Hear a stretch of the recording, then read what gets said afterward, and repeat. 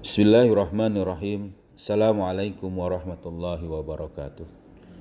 Alhamdulillah, wassalatu wassalamu ala rasulillah wa ala alihi wa sahbihi wa mawala, wala hawla wala quwata illa billah.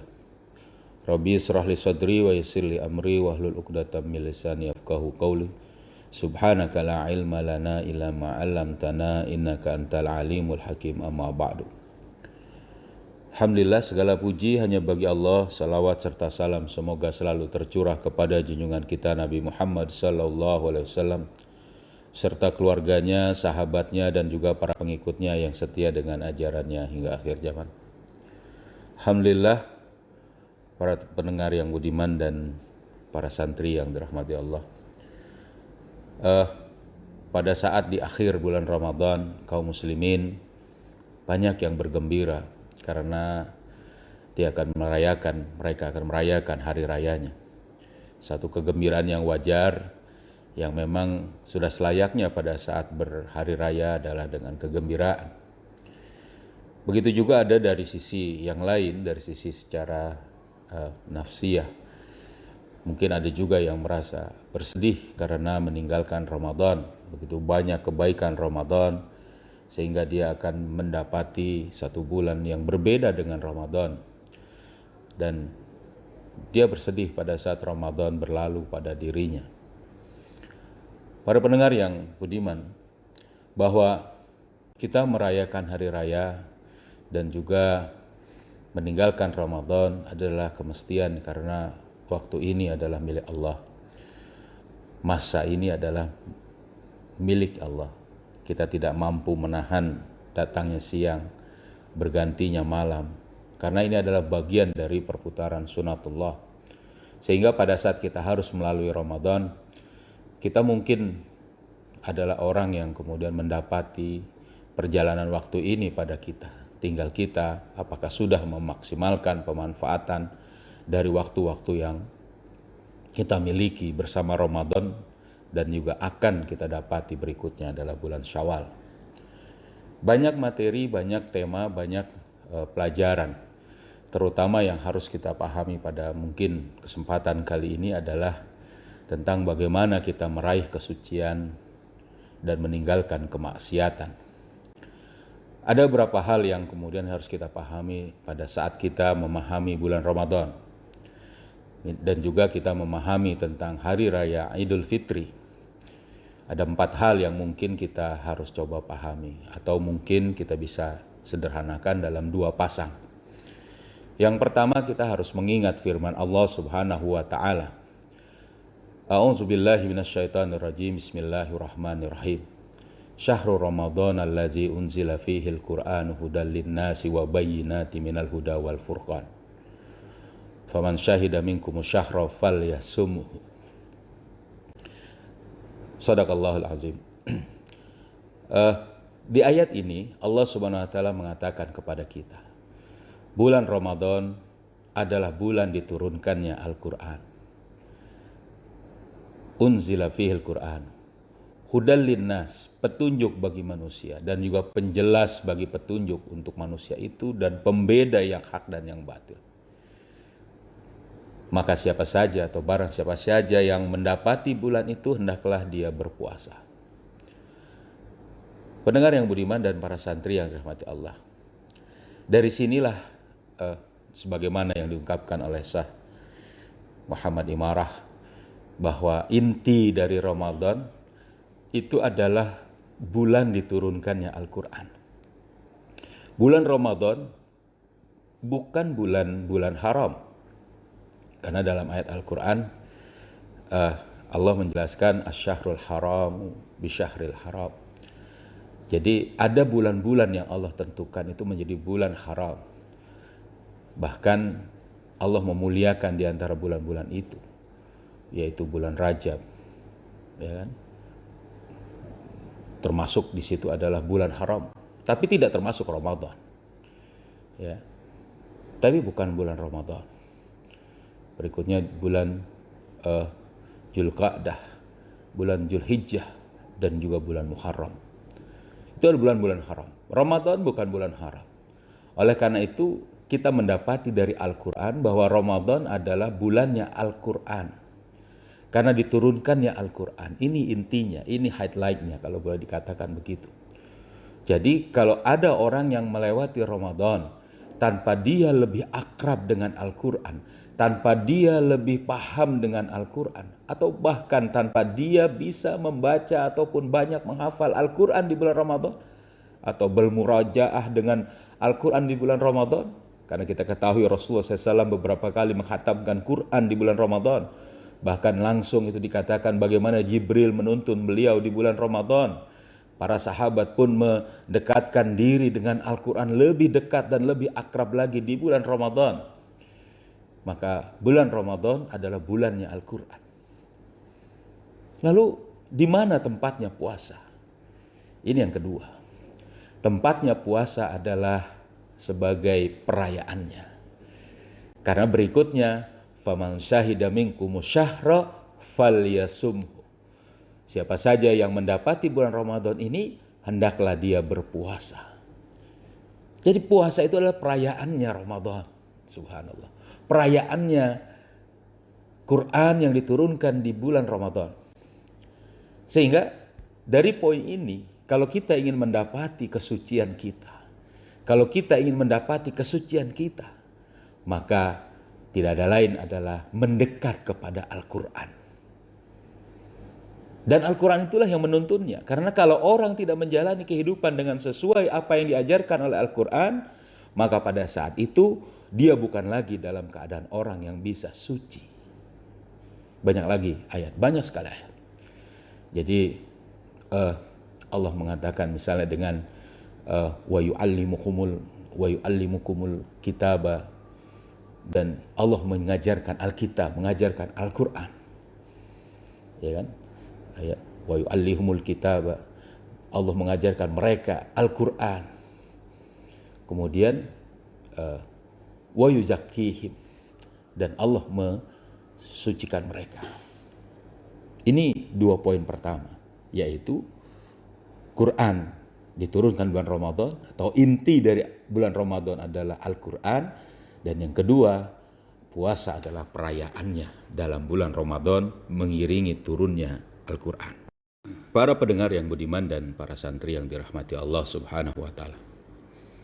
Selanjutnya, pada saat kita sudah mendapati bulan Ramadan, tentu seperti tadi dikatakan, perjalanan waktu ini akan kita lewati terus sampai di ujung Ramadan. Disitulah kemudian bagaimana Rasulullah SAW memberikan penjelasan kepada kita tentang keadaan orang-orang yang mendapati penghujung akhir Ramadan ini.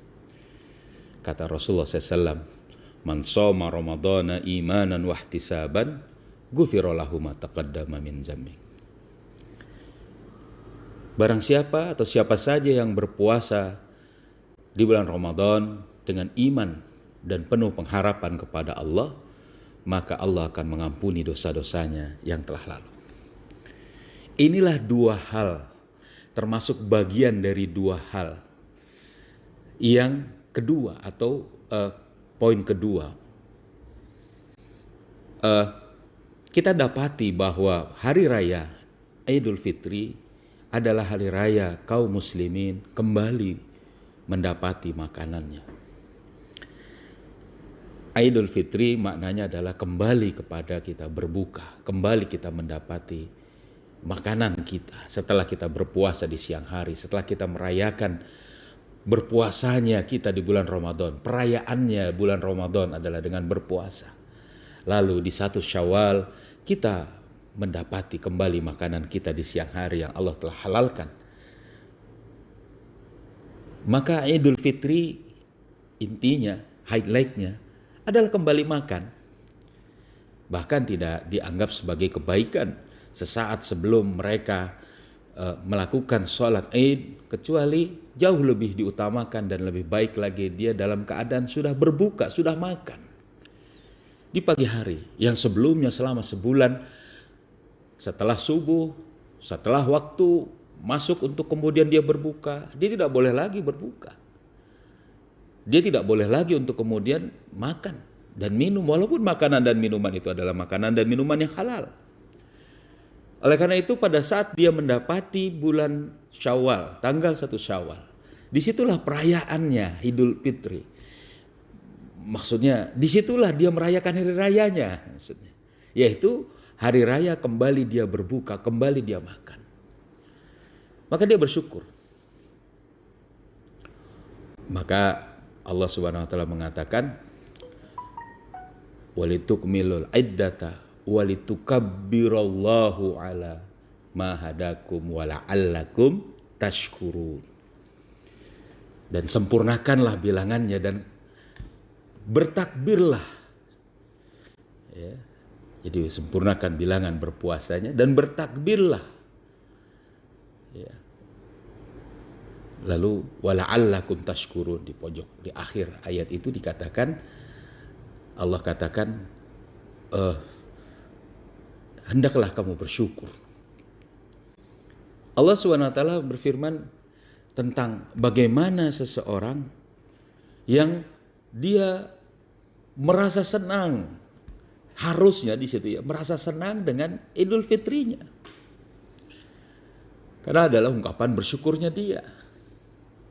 Ini yang kemudian menjadi highlightnya, intinya. Tetapi ada yang mengiringinya. Ada yang tadi selebrasinya. Subhanallah, kalau dikatakan selebrasi apa? Tadi Rasulullah SAW katakan, siapa yang berpuasa dengan penuh pengharapan dan iman kepada Allah, iman dan pengharapan kepada Allah, maka Allah akan ampuni dosa-dosanya. Ini yang kemudian menjadi pengiring dari Idul Fitri kita. Itu yang kemudian Rasul katakan, laisal id liman labisal jadid walakinnal id liman ta'at yazid. Liman ta'at yazid. Siapa yang taatnya bertambah. Bukanlah id bagi orang yang berpakaian baru, tapi id itu adalah bagi orang yang bertambah ketakwaannya.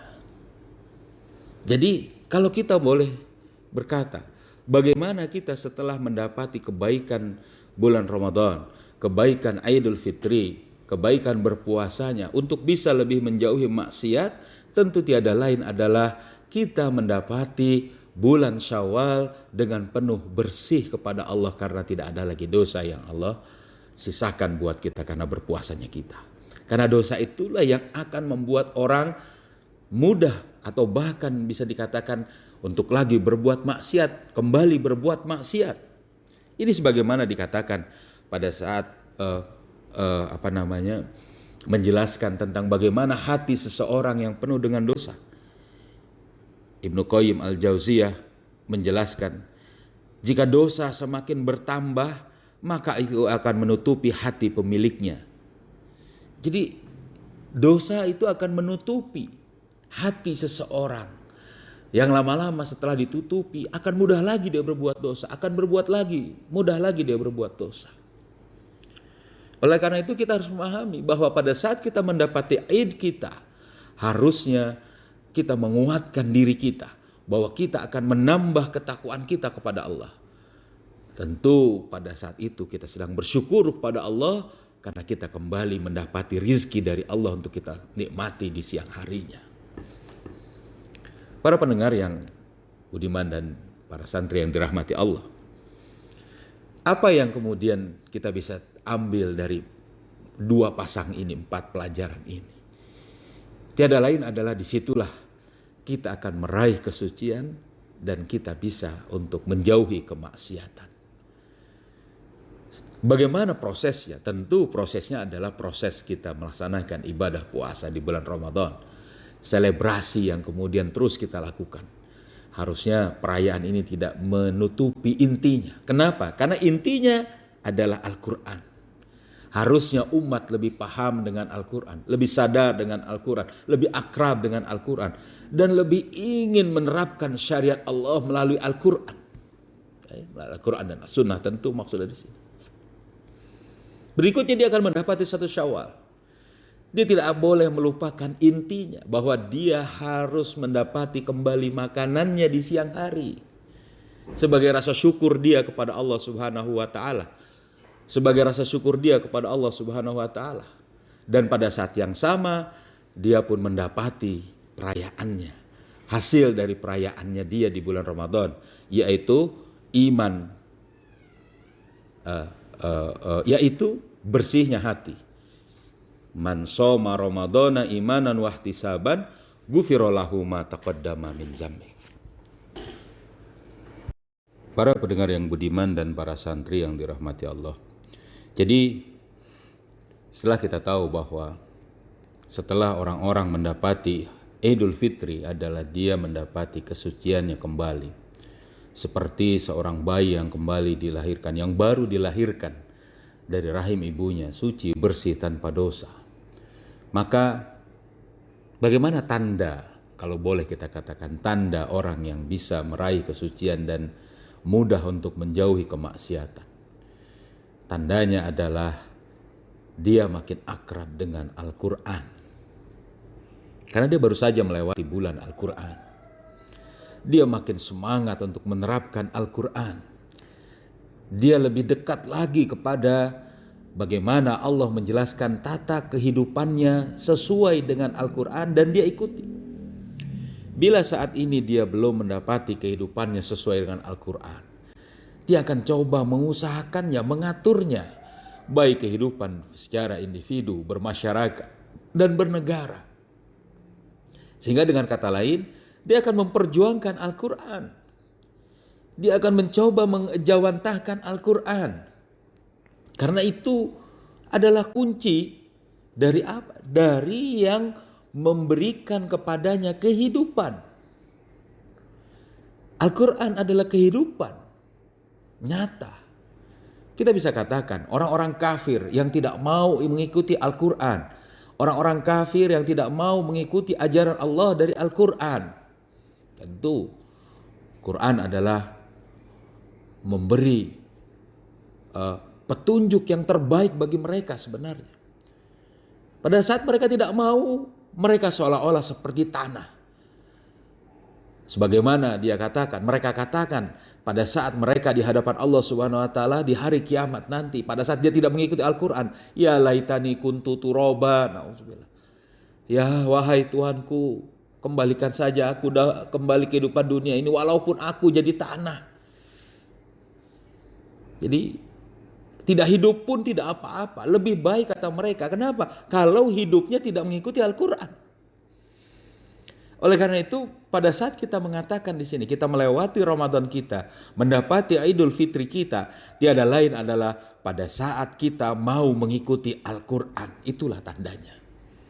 Sehingga, kalau kita katakan, ada orang yang kemudian tidak mau mengikuti syariat Allah, setelah dia mendapati Ramadannya, setelah dia mendapati Idul Fitrinya, jauh dari Al-Quran, maka pada saat itu sebenarnya dia tidak pernah meraih kesucian, bahkan sebenarnya dia sedang bergelimang kepada kemaksiatan. Nauzubillah min dzalik. Mudah-mudahan ini menjadi pelajaran bagi kita. Barakallahu li wa lakum. Assalamualaikum warahmatullahi wabarakatuh.